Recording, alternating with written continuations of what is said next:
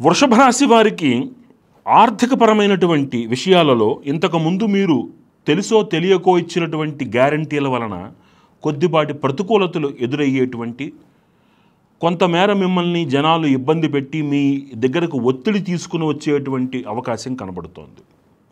అట్లానే పై అధికారుల ఒత్తిడితోటి తప్పు పనులు చెయ్యాలి అని మీ మీద ఒత్తిడి విపరీతంగా తీసుకొచ్చేటువంటి అవకాశము లేకపోలేదు. కాబట్టి జాగ్రత్తగా ఉండాలి.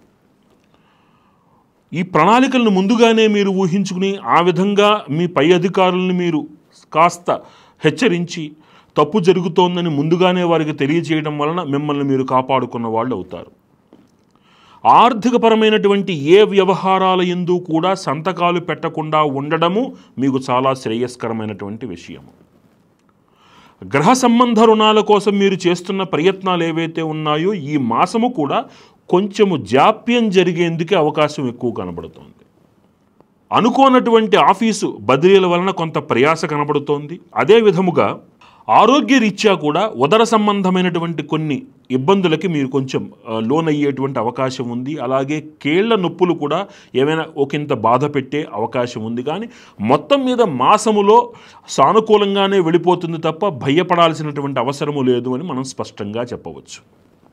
కళాకారులకి, రాజకీయ నాయకులకి సామాన్యముగా ఉంటుంది. వారికి ఏ లోటు లేకుండానే ఈ మాసమంతా కూడా చక్కగా సాగిపోతుంది. వ్యాపారస్తులకి లాభదాయకమైనటువంటి సమయంగా ఉంటుంది. ముఖ్యంగా లోహ వ్యాపారులకు అనుకూలమైనటువంటి సమయం ఇది. విద్యార్థులకి పరీక్షలలో కొంచెం కష్టపడాల్సి వస్తుంది. ప్రభుత్వ అధికారులకు పైనుంచి ఒత్తిడి, రాజకీయ నాయకుల ఒత్తిడి చాలా విశేషంగా కనబడుతుంది. కాబట్టి జాగ్రత్తగా ఉండాలి.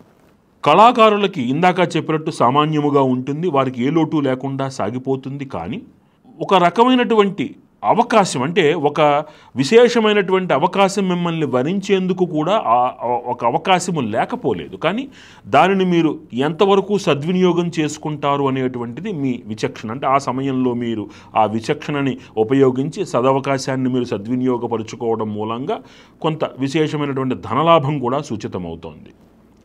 శుభకార్య ప్రయత్నాలు ఫలిస్తాయి.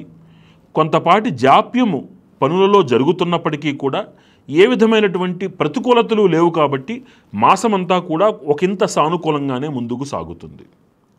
ఈ మాసములో ఈ రాశివారు విశేషముగా ఆంజనేయ స్వామి వారికి 4 వారములు కూడా ఆకుపూజ చేయించుకోవడం, అవకాశం ఉన్నవారు ఏమాత్రం అవకాశం ఉన్నా సరే అఘోర పాశుపత హోమం మీ ఇంట్లో కానీ లేదా ఎక్కడైనా జరుగుతుంటే వెళ్ళి దర్శనం చేసుకోవడము. అఘోర పాశుపత హోమం చెయ్యని ఎడల కనీసము ఎక్కడైనా చండీ హోమం జరుగుతూ ఉంటే అందులో భాగస్వామ్యం తీసుకోవడం వలన ఆ పరిపూర్ణమైనటువంటి ఆ యాగ ఫలితము మిమ్మల్ని, మీ కుటుంబాన్ని, మీ పరిసరాల్ని కూడా సానుకూలంగా కాపాడుతుంది. చాలా కాలం నుంచి మిమ్మల్ని పక్కన పెట్టినటువంటి కొంతమంది వ్యక్తులు మళ్ళీ మీ దగ్గరకు వచ్చే ప్రయత్నాలు చేస్తారు. కానీ తస్మాత్ జాగ్రత్త.